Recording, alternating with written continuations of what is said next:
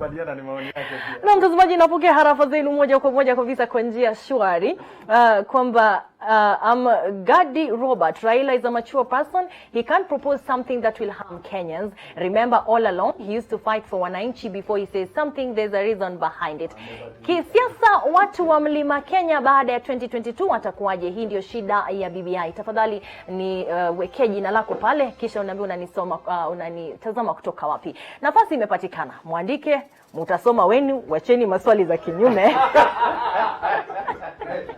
Na kabla hatujarejea kwa Terer, Bwana Muitalel, vidonda vya ukosefu wa usawa vilivyowekwa pale baada ya uhuru. Tunajua kwamba haya mambo nepotism, watu kujinyakulia ardhi, watu kujiangalia kikabila na mambo kama haya yamekuwa ni vidonda. Na tumekuwa na tume tofauti ambapo tulikuwa na mapendekezo, yale hayakutekelezwa. Kisha tuko na vigezo sasa, vigezo ambavyo tunangoja kuona kwamba matokeo yamekuwa nini. Kuna matarajio ya suluhu katika vigezo hivi? Hivi sasa tuko na ile tume ya National Cohesion and Integration Commission. Ni commission yenye iko na nguvu sana. Na one of kazi yake kubwa ama mandate kubwa ni kuleta face of Kenya. Katika kila mahali, katika ofisi ya serikali, there should be a face of Kenya. Face of Kenya inamaanisha kuwa tuko na makabila 44 saa hizi, ambapo ni kama tukisema Wamasai. Wamasai sio kabila moja, karibu kabila karibu 10 na kitu. Masai peke yao. Kusema Waluya, hakuna kabila inaitwa Waluya, hiyo ni community 18. Ukienda Kalenjin pia hiyo ni. So katika every kabila, unajua sasa unaona tukisema Kalenjins walirule for 24 years. Kusema kweli haikuwa Kalenjins. Ilikuwa tu maybe someone from kwa Tugen. Saizi Ruto sasa maybe ni Nandi. Alafu unapata Muluya, unapata Mudavadi nani. So unapata unapata kwa Masai unapata kuna makabila mengi inafanya ikuwe 44. So kama kungekuwa na uwezo kwa kila mtu ako na usawa, tukisema sasa hiyo quota system, tukisema sasa tuseme KRA tu ama tuseme police ama nini, hii kabila imekuwa represented hivi, ndio kukiwa na tetesi, tukienda kila mahali, every village unaweza pata kuna a county iko na very senior 3 position kama 3 to the whole of county, alafu unaenda award fulani tu, concentration iko na PS, head of public service nini, wamekuwa concentration hapo. So unapata kuwa kila mtu anataka kuwa safe na mtu mwenye ako na yeye. Ukitaka sasa sema ni mkubwa fulani, bodyguard wako na driver wako nini, mpaka mwenye anakupiki kuku anatoka village yako. Kwa sababu unataka kuwa na hiyo usalama kwa safe. So blame kubwa ama penye nataka wafanye jambo kabisa ni the National Cohesion and Integration. Wako na mandate. Mandate yao sio tu kupeleka watu wa hate speech peke yake. Pia wanafaa kuwa wanashughulikia usawa katika utekelezaji wa. Bwana Muitalel, uko katika nafasi nzuri ya kuweza kuuliza haya maswali na kuweza kuuliza kwa nini National Cohesion haijafanya mambo kama haya. Mbona watu walio na nafasi kama hizi hawajaweza kuuliza maswali haya? Naona kuwa hii establishment ama hii commission unapata ni political. Mtu mwenye ako huko ameletwa. But you're a politician yourself. Wewe ni mwanasiasa na kisha wewe ni mtaaluma katika mambo ya uongozi. Mbona watu kama wewe hamjachukua nafasi kuweza kuuliza maswali? Labda hatungelikuwa na miswada kama hii ambayo tunatarajia iwapo tume kama hizi zingekuwa zinafanya kazi zao.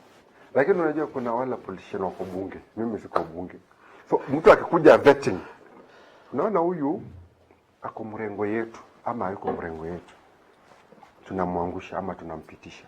Alafu sasa akipata hiyo kazi hata kuwa tough, hata kuwa anatuingilia kabisa vile anaona sisi ni ila labda huenda akahitaji sauti ya kumsukuma kuweza kutekeleza, na sauti haiwezi toka katika uongozi wenyewe. No, akona hiyo sauti yote kwa sababu katiba imemprotect kabisa. Akona hiyo uzito kutoka kwa katiba. But he would need a voice as heavy as a politician who has the knowledge to make him do something about it. But again, I don't know ataki kutumia politician. Kwa sababu politician, ukisema sasa mimi ni Mkalenjin ama Maasai. Mko wengi kwa serikali. Alafu nataka kura. Tena kuambia watu msiandike tena Wakalenjin wako wengi sana. Nitapoteza nini? Nitapoteza kura. So unaona vile Maraga the judiciary iko very independent. Haihitaji kura ya mtu, haihitaji nani. So wanaweza hata nullify election. Na mambo yaendelee. Naomba kwamba nyakati zangu zinayoyoma. Terer, narejea kwako nilipigeni mitandaoni. Kuna jamaa moja at Muthui Mkenya. Kenya will only progress when you have guns to jail Ruto, Uhuru and their cronies. Sudan, Egypt, South Korea. These countries have former presidents or PMs in prison as we speak. Kenya needs a factory reset. Ruto, Uhuru, Rotich are all criminals guilty of economic crimes. Ni maoni yake Muthui Mkenya vile vile. Ni masuala mengi yatajitokeza. Naamini alafu vile vile ya pili anasema Ruto allies claim being locked out for BBI. Wanazungumzia sana kuzuiliwa kuingia kwa wale watu wanaomuunga mkono naibu wa rais katika kutolewa kwa ripoti ya BBI siku ya leo. Naamini ni mengi tu ambayo angalia at it's Kiprotich one anasema I can't imagine that this BBI is here because they don't want to see Deputy President Ruto as the president. The poor will never have opportunity for you to rise to the top seat. Your father must be known. Yes. As the next one, anasema, as we wait for the report that is #BBI Report, let's not forget that Uhuru and Ruto messed the economy of our country. The duo belongs to committee maximum prison. At Sam 254, Deputy Ruto has always been respectful to his boss. No point he has ever defied his boss. He is part of the group that will present at the performance of the BBI report. He will be there to witness either the breaking point of more energized of Uhuru Ruto. Ni maoni kutoka mitandaoni kabisa Corazon kuhusiana na suala la kutolewa kwa ripoti ya BBI. Nadhani kuna nguvu hapa na vile vile kuhusiana na hili. Shukrani sana Tere, nataka tufungilie hapa lakini wacha tuchukue kauli za mwisho. Yule ametaja kwamba viongozi hawa hawana haki ama hawana uhalali. They don't have nakosa msamiati mzuri pale lakini hawafai haswa kuwa katika nafasi hii ya kuamua mwelekeo unaofaa kwa sababu wao wenyewe they are not morally right. Hawako wasafi. The truth of the matter, Corazon, and you cannot change history. No. We read about Abraham Lincoln, who was an American president over 100 years ago. These duos messed up this country. I live to tell my great-grandchildren if I didn't. They have, for lack of a better word, and you don't need to be an economist trained in Harvard. They have messed up. And to me, the presidency and the vice presidency is the same position. That's why we call it the presidency.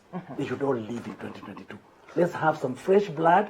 It's a question of blocking anybody. Let's have some, what is new, I said here in the studio, that Ruto is going to bring on. But he's been part of this mess. They have messed this country. We have to be honest. Naam, shukrani sana. Bwana Ede, tulikuwa tukitaja samahani nimekuta Edward tena. Atatoa apology kwa watazamaji wote sababu ya tulitaja kwamba tuna janga la umaskini, ufukara, because of lack of enough industries. Hatuna viwanda na hata yale ambayo yanafaa kuwa yanabuniwa hapa nchini kwa mfano the pharmaceutical industry, they prefer to import. Wanataka walete mambo kutoka nje. We are an importing country. Hivyo hali ya uchumi ni hali ambayo imedorora na Wakenya wamekosa ajira. Jana katika ripoti iliyotolewa pale mitandaoni, nilikuwa katika Daily Nation, ni kwamba a huge percentage of Kenyans are earning less than 30,000 shillings. Inamaanisha kwamba they don't even have the buying power. Yule mtu ambaye ameongea pale mtandaoni anasema kwamba this particular group of people, hiki kikundi cha watu hakina the moral authority ya kuweza kutoa mwelekeo wote haswa mswada wa BBI. What's your opinion? Ni ukweli, tuko na points 9 za BBI. I wish point ya 10 ingekuwa inasema industries zikuje Kenya. Naam. I wish wangekuwa na address economic issues. Lakini kwa address political issues in a way wana address economic issues kwa umbali, wanapitia umbali na wewe mwenyewe ulisema kwamba tusije tukaambatanisha siasa na uchumi. Ni wakati wako wa kujibu sasa hilo. Ndio maana ndio nakwambia hii ni siasa hii. Hakuna mtu hata nafikiria mtu wa chini. Kubadilisha uongozi ni baadaye. Unaona? I wish kungekuwa na uwiano ya kwamba industries fulani zikuje directly. Unaona? Ndio nilikuwa nasema saizi BBI, twende tuangalie BBI baadaye, sasa tukuje tufikirie vile tutafix hii economy, kwa sababu hata mtu wa kawaida hafikiriwi. Jambo lingine Corazon, ni nature ya shule zetu kama Kenya kukanyagia chini ubunifu ya kukubuni kitu fulani. Mimi na wewe tumepitia shule ambazo tunaambiwa to memorize, tufanye exam na tutoke. Ukiangalia engineering schools zenye ziko nchini, hazi encourage ubunifu. Na hakuna pesa ambayo inawekwa pale kwa trial na error. Ndio utoke kama mtu mwenye atafanya hizo pharmaceuticals zenye umesema hizo. Mimi mwenyewe nikienda government, nitakuamini kweli huko shule unaweza fanya kama mimi, na mimi nilipitia system yenye nilipitia. Unaona? Sisi wenyewe tulijimess na tunaenda kujimess na tutajimess na tutamess country, kwa sababu sisi wenyewe. Kama kuna mtu nilikuwa namuongelesha kuhusu China. Ukisoma juu ya China, vile China ilitoka katika hali ya kuimport. Walifunga border. Sisi tuna import mpaka kibiriti. Mayai. Hata mayai artificial. Unaona? Funny thing. Ukifunga border. Na naweza ambia viongozi wetu saa hizi. Legislation yenye yafaa ifanywe saa hizi ni kufunga border. Una import aje kamera kama hii? Sisi hatujasoma. Tupatie pesa ya ubunifu.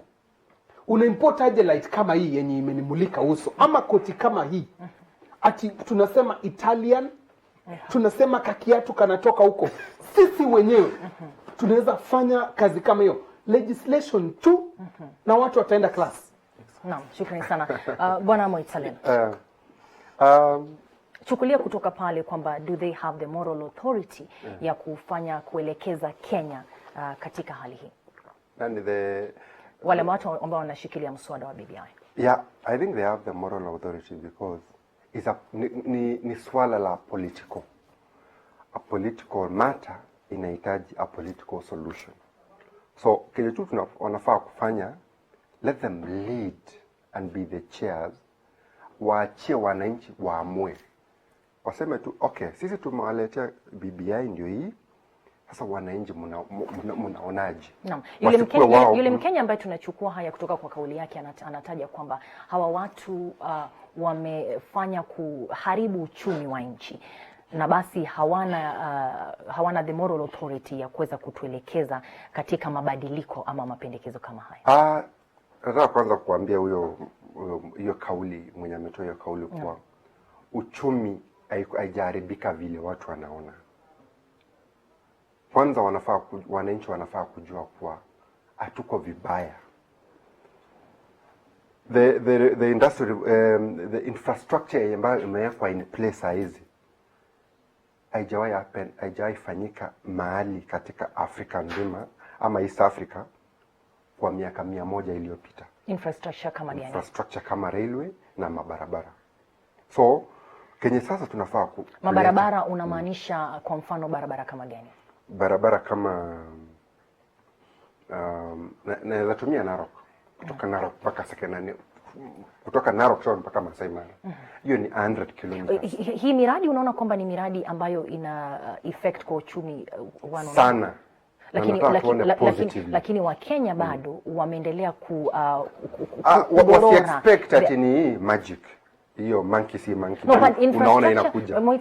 When you have infrastructural development like that, you should see the impact immediately. Sio immediate. Kwa sababu wakati umefungua barabara unaofaa, ni barabara ambayo inafaa kuhusisha biashara. It's supposed to have a flow of trade. Wakati ambapo unaona kwamba hakuna wanunuzi na hakuna wauzaji, utasemaje kwamba hii ni miradi ambayo imeleta maendeleo? Hiyo sio shida ya infrastructure. Hiyo ni shida ya pending bills Na hiyo ni shida ya yule mtu ambaye alileta miradi ya infrastructure kabla hajahakikisha kwamba kutakuwa na effect ama impact, bado tunasema kwamba ameendeleza uchumi. Unajua kuna kitu nataka wananchi waelewe. Barabara sio immediate, sio just like that inakuja hivyo. Ukiletewa barabara side, unaona kama Thika Road. Thika Road imeopen in the last 10 years.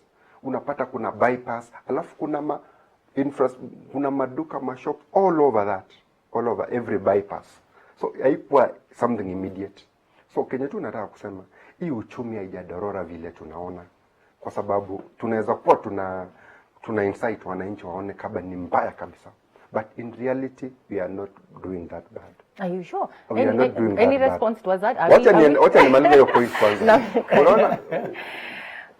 Unajua ni kitu hatukuwa tumezoea railway, hatukuwa tumezoea about 3000 kilometers of road, hatukuwa tumezoea.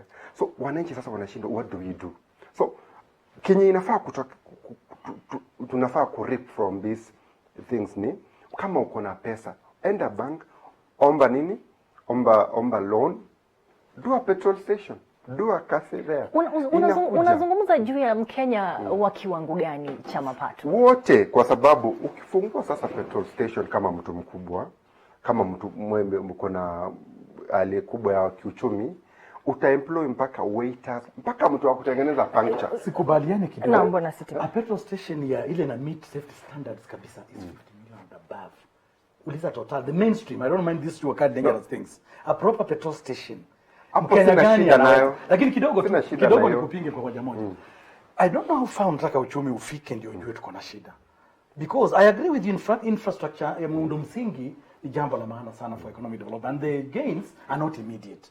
Lakini you must, stagger them, do them gradually. You cannot, we said last week, you cannot take everything to be done in 1 year for a country to live. Europe has taken 300 years to be where. You are a president for 5 years only. But madeni tumeingizwa ndani Kibaki for the 10 years. We have not had this kind of borrowing, and we are not seeing the impact of that borrowing. What we are crying about, haya madeni yanatulimbukiza wapi? And how long are we? Every Kenyan owes how much? The statistics were in the papers the other day. So shida ile tuko nayo is not that we are not seeing that infrastructure, muundo msingi unajengwa. Tunauona. The level of unemployment is really. Industries are closing down, and do we want to really get to the rock bottom? Tumefika mwisho. Uchumi ni mbaya. Let's be very honest. Shukrani sana. Sijui kama bado kuna kauli. Wacha nimalizie tu. Penye naona penye tu tunafaa kushughulikia ni kureduce sasa. Hatufai kuomba tena. Unaona hiyo selling tuliambiwa wabunge walikuwa wanataka kuongeza. We should maintain that. Alafu to make sure infrastructure, let's capitalize on it. Infrastructure, manufacturing na agriculture. Value addition. Naam, Bwana Mwitolel, bado nitaendelea kukuuliza hii miradi na miundo misingi na haswa barabara imejengwa katika ikilenga kumfaidi mwananchi wa kawaida, wakati ambapo sasa tuna watu ambao wanapoteza ajira na nafasi, na bado naendelea kusisitiza Bwana Asitiba, wakati ambapo umejenga feeder roads na barabara ambazo zinaunganisha mahala moja hadi kwingine, unafaa kuona watu wakipeleka mbuzi shambani, wakileta chai, wakileta mihogo, wakileta nini. Watu hawafai kuwa katika nafasi ambayo hawawezi kupata chakula, na wakati ambapo uko na asilimia kubwa ya watu ambao wanapata mishahara chini ya 30,000 na mambo kama makazi si mambo ambayo yanaweza kupatikana kwa njia rahisi, mambo kama chakula cha msingi kama unga si mambo ambayo kila mtu anaweza kupata, basi unafaa kujiuliza maswali, Bwana Mwitolel. Naomba kwamba wakati wangu unaelekea kuisha. Terer, ningelipenda ufungie kisha tuweze kutazama ile taarifa ya Joshua Nsare tukimalizia. Na kwa sababu ya muda nataka kusoma mbili tu kwamba at Report Kenya KE, Ruto allies should stop misleading Kenyans that BBI is about 2022 succession politics. Uhuru at Paul Konya anasema if Uhuru fails, Ruto has failed too. What will he do after 2022 that he can't advise his boss to do now? Ruto is not an option. Ni maoni yake bila shaka, lakini kuhusiana na masuala yote ambayo tunazungumzia BBI, mwandishi wa habari ambaye ni reporter wa TV47 Joshua Nsare aliandaa taarifa ifuatayo. Building Bridges Initiative almaarufu BBI ndiyo maneno ambayo yamekuwa kibagizo katika vinywa vya Wakenya kwa muda wa zaidi ya mwaka mmoja. Lakini je, BBI ina maana gani? tulikubaliana uhuru ya kwamba tunataka kurekebisha Kenya. Tusirudi tena kwa uchaguzi watu wakufe, watu wawane. Tukasema vile vile tunataka kumaliza mambo ya ufukara. Tunataka kumaliza mambo ya ufisadi. Sawa? Tunataka kumaliza mambo ya ukosefu ya usalama na ukosefu wa kazi katika taifa letu. Hiyo ni maana ya kuweka BBI. BBI inakuja, lakini wengine tayari wanaanza kupinga. Kwa miaka mingi nchini, uchaguzi unapotajwa, nyoyo za wengi hutingika kwa uoga, huku kwa wengine ikiwa fursa ya shangwe na nafasi ya kufanya mabadiliko katika uongozi wa taifa katika nafasi za kisiasa mbalimbali. Uhasama, vurugu, uharibifu wa mali na maafa ndiyo mambo yanayoshuhudiwa miongoni mwa Wakenya, huku asilimia kubwa ya wanasiasa wakionekana kuwa wapenzi watazamaji. Kwa miaka isiyo mingi tu, uchaguzi mkuu wa mwaka wa 2007, zaidi ya Wakenya 1000 waliiaga dunia, huku mamilioni ya mali yakiharibiwa na wengi kujipata kwenye kambi na taifa la Kenya kuwekwa kwenye darubini ya ulimwengu. Washukiwa wa uchochezi wakawekwa bayana, ambao walikuwa ni Uhuru Kenyatta, William Ruto, Balozi Francis Muthaura, Henry Kosgei, Hussein Ali na mtangazaji Joshua Arap Sang, wakajipata katika mahakama ya kitaifa ya uhalifu ICC kwa madai ya uhalifu dhidi ya binadamu. Taifa bila kujifunza kutoka kwa uchaguzi wa awali mwaka wa 2017, wakati wa uchaguzi mkuu, kwa kiasi taifa lilijipata katika mgawanyiko baada ya matokeo ya urais kutangazwa, ambapo Rais Kenyatta alitangazwa mshindi na tume ya uchaguzi na mipaka IEBC na kufuatwa na kinara wa upinzani Raila Odinga, matokeo ambayo yalipingwa na upinzani na kumalizia katika mahakama, ambapo jaji wa mahakama ya upeo David Maraga alielekeza kuwa uchaguzi wa urais kurudiwa upya. Uchaguzi huo ulipofanyika, Rais Kenyatta alishinda na joto la kisiasa likapanda. Tarehe 9 Machi mwaka 2018, Rais Kenyatta na kinara wa ODM Raila Odinga yasiyotarajiwa yakafanyika. Wakenya wakatiwa kwenye subra, wakiwa wamechanganyikiwa, wasijue mwelekeo wa kufuata. Maandamano na vurugu za wafuasi zikatulia tuli kama maji kwenye mtungi, na maisha yakarejea kama kawaida. Taswira ya uwiano ilishuhudiwa na jopo la BBI likabuniwa, na ukawa mwanzo wa safari ya kuunganisha Wakenya na kuleta ujumuishaji nchini. Muda si muda, mchakato wa punguza mizigo chini ya uongozi wa kiongozi wa Third Way Alliance Daktari Ekuru Aukot ukaingia kwenye mwanga, lakini kwa kipindi kifupi ukatupiliwa mbali na kupingwa katika mabunge ya kaunti mbalimbali kwa madai ya kukosa kumjumuisha Mkenya kikamilifu. Isitoshe, migawanyiko ya vyama ikaanza. Kwa mfano, Jubilee ikawa na makundi mawili kieleweke, wanaoaminika kuunga mkono handshake, na tangatanga wanaohusishwa na naibu wa rais William Ruto, ambao wameonekana kupinga ajenda ya BBI, wakidai ni kupunguza kasi ya siasa na kumzuia Ruto kuwa rais mwaka 2022. I'm saying we are in handshake ourselves. And there are some people in Jubilee who do not support handshake. That is where the problem is.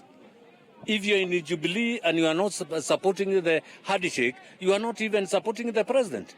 Because this idea of handshake was brought by two leaders, and he is our leader. The president is the leader of Jubilee, and all of us, including the deputy president, need to hit the president call and support the handshake.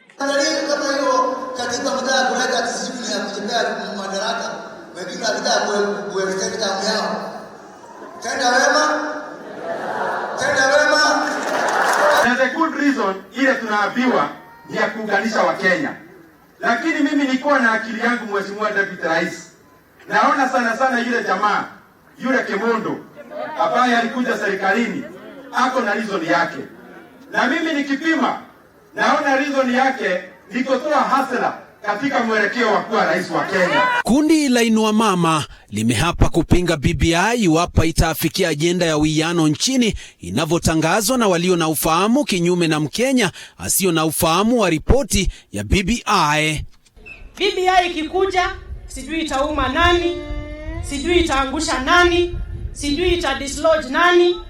Tumeingoja kwa hamu na gamu. Na tungependa kuambia wale ambao wanataka kutumia katiba ya Kenya vibaya, imefika wakati wa Kenya hawawezi danganyika. Tunataka tusupport BBI ndio sisi kama wamama tupate kazi mingi kama wamama. Hapa chini chief akipata chief, assistant chief anakuwa nani? Katika miaka ya nyuma, taifa la Kenya limeonekana kuwa na mageuzi ya katiba kupitia kwenye debe, sababu kuu ikisemekana ni kuleta Wakenya pamoja kupitia ujumuishaji katika idara mbalimbali. Lakini sasa ubalozi wa milki za Kiarabu umeonya kuwa hatua ya mabadiliko ya katiba si suluhu kwa taifa, bali ni makovu ambayo Mkenya atalipia pakubwa. It is not a workable constitution for Kenya. How can you have 47 counties with 47 governors? We cannot afford it. It's top heavy. Ripoti hiyo ikiwa iko tayari kumfikia Mkenya kupitia mikononi mwa Rais Uhuru Kenyatta, wanasiasa wanayepi kuhusiana na yaliomo ili kulivukisha taifa kwenda daraja lingine? Kwa hivyo nina hakika yale ambayo iko kwa BBI itasaidia nchi hii. BBI will not be BBI if we don't have a referendum. Ni lazima referendum ikuje, wananchi wapigie kura, hii BBI ndio ikuwe document ya Kenya nzima.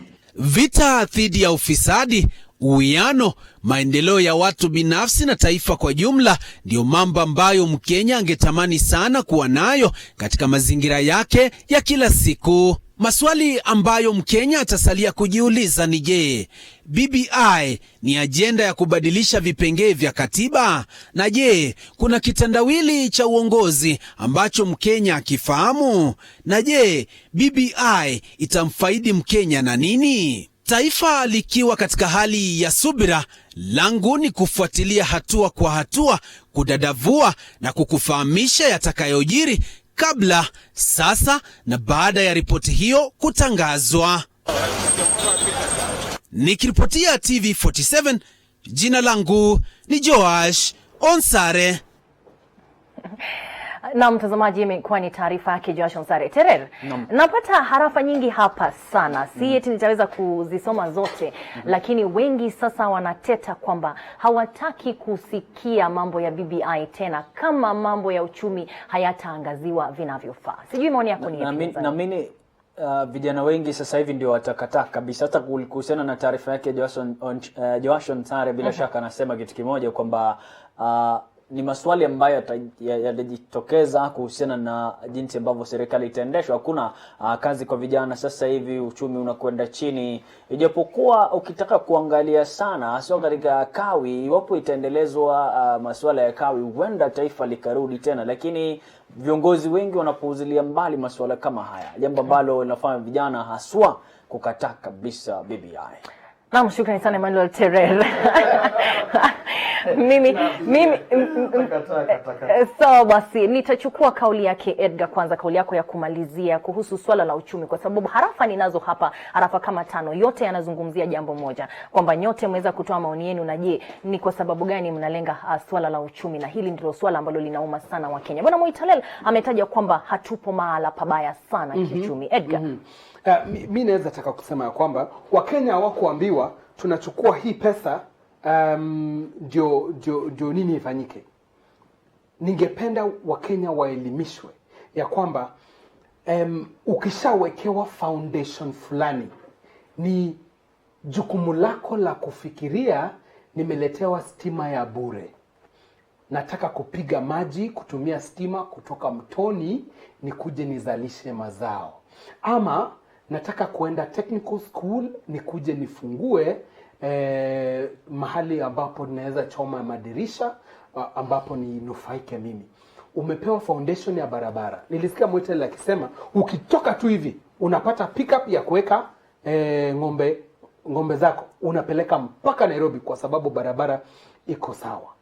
Infrastructure, ukichukua uweke kwa infrastructure, ambia wananchi wangoje ya kwamba itawafungulia sasa market ya mbali na ya ndani. Kwa kiuchumi, viongozi wetu wameshindwa kutuambia ya kwamba hii simu inaweza tengenezwa hapa na ni nyinyi wasomi ndio mtengeneze hii simu. Kutoka leo hii haitoki China, inatoka hapa. Sasa itategemea nyinyi kwenda sasa class na kufikiria kuleta kujenga elektroniki class, na hata tutategemea nje. Nilikuwa naongelea juu ya sukari, sugar industry. Naweza taka kusema ya kwamba watu wanaokalia kiti pale juu wako na law ya kuwaambia, inaitwa loophole, ya kuwapatia wao wenyewe walete sukari. Kama bodi ingefungwa juu ya sukari, wasema hakuna kuimport sukari hata kama kuna shortage. Wa farmers wanaambiwa sasa endeni market mubridge shortage. Shauri yenu, mtu ataamka asubuhi na aende akuze miwa na apate pesa kwa sababu kuna factories. Hata Kano Plains itakuwa imezidi wa Kenya.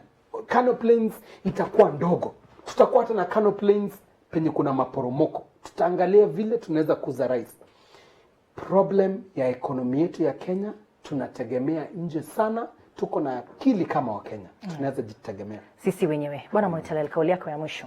Pia mimi ningependa kutoa hamasisho kwa wananchi wote, kutoka governor, MCA, MP, women rep wote, na watu wenye tuko na ushawishi kama media ama mimi na wewe ama kila mtu hapa, kuwa ukipewa muundo msingi, that is infrastructure, the next thing ni itakusaidiaje.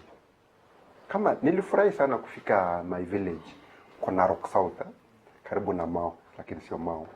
Nilifurahia sana kuona kwa naweza tengenezewa pancha, naweza chomewa madirisha, naweza pata plumber hapo, kwa sababu tuliletewa TVET, just one of the neighboring, inaitwa Ilmochok. So tukiwa hapo nika realize kwa uchumia hii place, uchumia nyumbani sasa. Alafu kulikuwa na ka hospitali hapo which was a level 3 or what. Ikapewa hadhi, ikapandishwa kidogo ikakuwa level 4.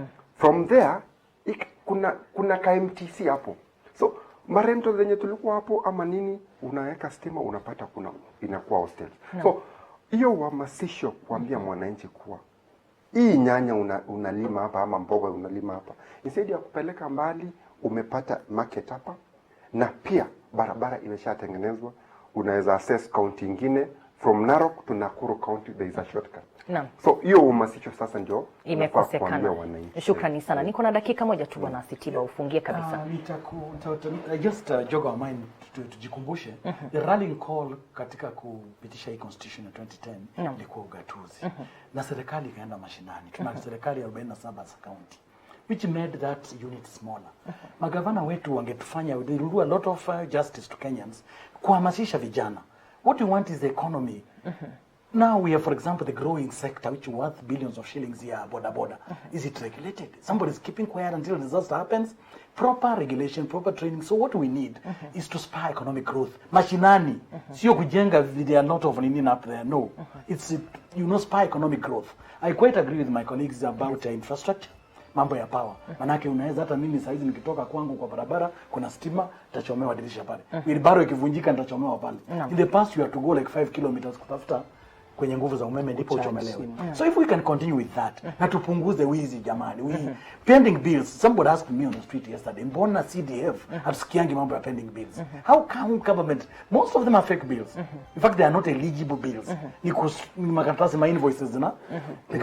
We have infrastructure, we have structures in place. Nikimalizia saa hizi kumekuwa na kinyang'anyiro kwamba mambo ya kazi tena. Mkaguzi mkuu wa serikali, Controller General, there are 3 names with the president. Tayari one side is lobbying to have their own, a tribalist. Anybody in his senses, you should have somebody who really point out mistakes and tell you, no.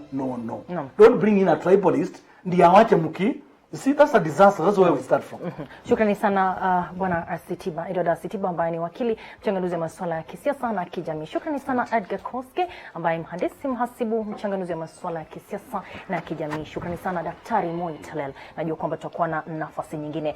Nafasi zimeyoyoma. If the BBI will have that agenda of helping the women of the nation, helping the youth, then it's okay to be presented tomorrow to the public. Huyo ni Larry Aben, the presenter katika ukurasa wetu wa Twitter. Naye watch BBI report is what we're waiting for. #TV47 Macheo. Wacha kile kitakuja kije tukipokee vile mambo iko. Kajido Rongai iko ndani. Shukrani sana Emmanuel Terer. Chukua usukani huu umalizie kabisa kwa sababu unarejea na sarafu na biashara. Naitwa Corazon Safan na mpa wazamu kwa njia rasmi Emmanuel Terer. Na unasema Waswahili kitu kimoja kwamba mtegemea cha nduguye bila shaka ufa maskini. Kenya sasa tukiendelea kutegemea mataifa ya nje, bila shaka tutarajia umaskini ukitekambe katika taifa letu. Lakini sasa kwa sababu ya muda tunachukua pumziko, tukirejea kuna mengi kuhusiana na masuala ya kiuchumi.